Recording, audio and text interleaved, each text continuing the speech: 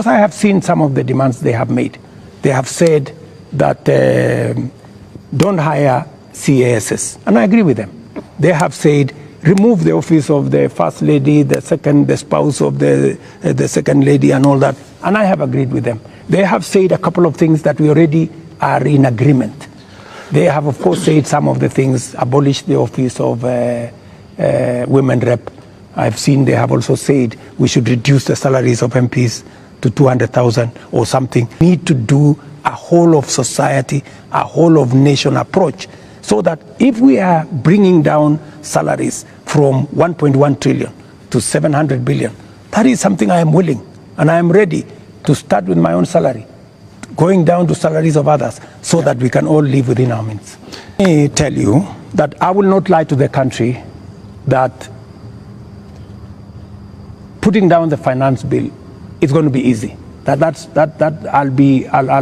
be a leader. I have to be brutally honest. And those consequences, it will start with me.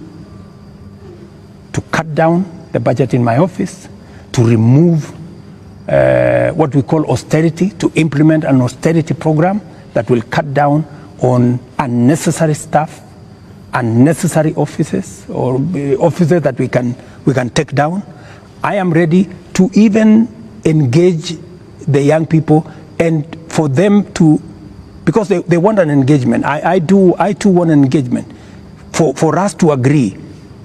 So what do we do with the debt? What do we do with the following? What do we do with the following? They will tell me, do this, fire so-and-so, fire so-and-so, do this. And I will tell them what is possible and what I think we could do it differently. Because we didn't communicate sufficiently to the people of Kenya the import of the finance bill, and there was so much built around it, including a lot of fake things, that were not in the finance bill. Many things that were not in the finance bill were used to fight the finance bill. And at some point, many people did not even care what was in the finance bill. Do not care. I think, at some point, as leaders, we must stop somewhere and say, we have a country to run. I mean, we cannot be reckless. We must, at some point, stop and say, what are the consequences? Because everything we do has consequences. And we must be careful as a nation to make sure that our country does not go down to the dogs. And believe me, countries, have gone in the wrong direction. And we must be careful. And I don't want to be the leader that took the country in the wrong direction. We must be measured, we must be careful, we must listen to the young people, we must listen to other views and be able to make a carefully well thought out plan for the country out of where we are. I want to be very clear to the people of Kenya that I will do my best to make sure that I tell the country the truth and I take the country forward. And I am committed to that. And I can see Kenya changing. If I had managed to pass this finance bill, Kenya would not be the same. We would take this country to the next level. The kind of investment I have made, the kind of collaboration with many friends that we have done, we would begin to see this country soaring into the future. But all is not lost. Maybe we have taken one step back. Sometimes maybe it is necessary to take one step back to be able to take many steps forward. And that is my thinking of this situation. I came into office at a difficult time. Yeah? We have a combination of coming out of COVID. We have a serious drought that hit our country. We had interest rates that went up everywhere. We went into a very difficult situation. What did many countries do? Many countries went and defaulted. And I don't want to mention countries because it's not right to mention. But almost 8 countries in Africa went down. Many people expected Kenya to be among the 8.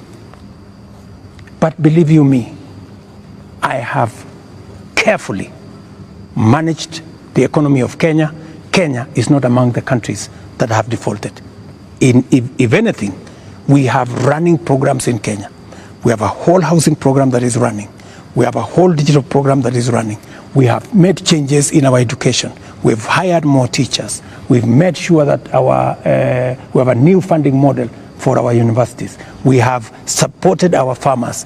We have reduced the cost of living. We have done many things, even in the context of all the challenges that we have had.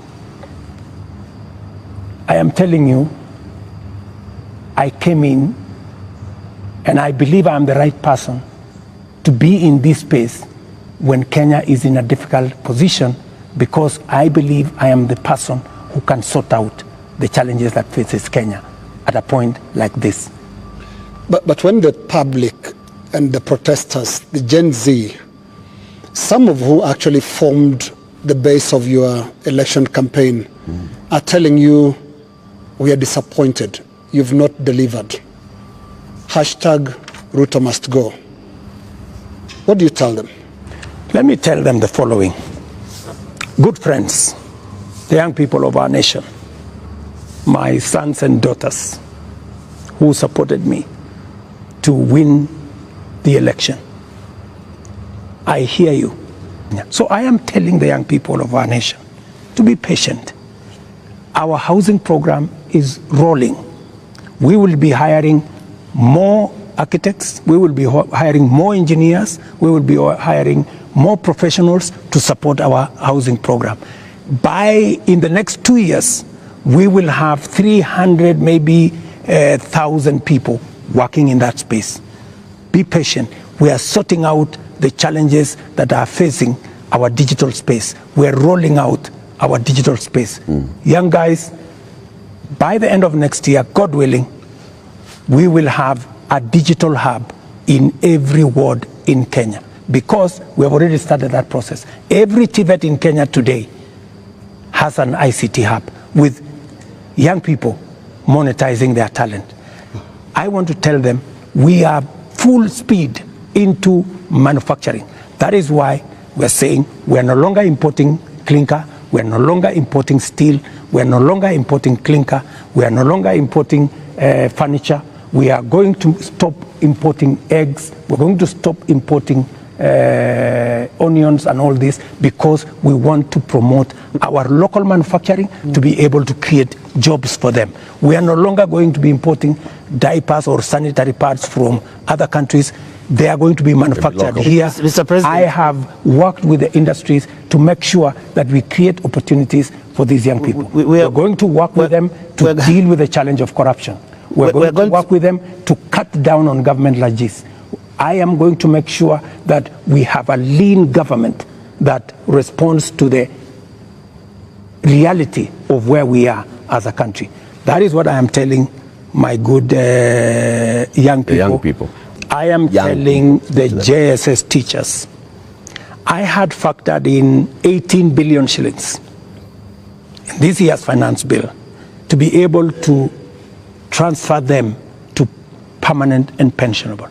Because in my phone, so many of them have asked me, Mr. President, we came in, we had an agreement that we are going to be interns for 2 years, we will move to permanent and pensionable. Although I don't have the finance bill, I want to tell them, give me a bit of time, let me figure this out, how we are going to do it without the finance bill. We had also put 3 billion shillings for the doctors so that we can be able to sort them out, especially the intern doctors and those who we intended to hire to under our UHC program. I had put 10 billion shillings on the UHC program under the finance bill. That is now not in the equation. I have to figure out, let them just give me a little time.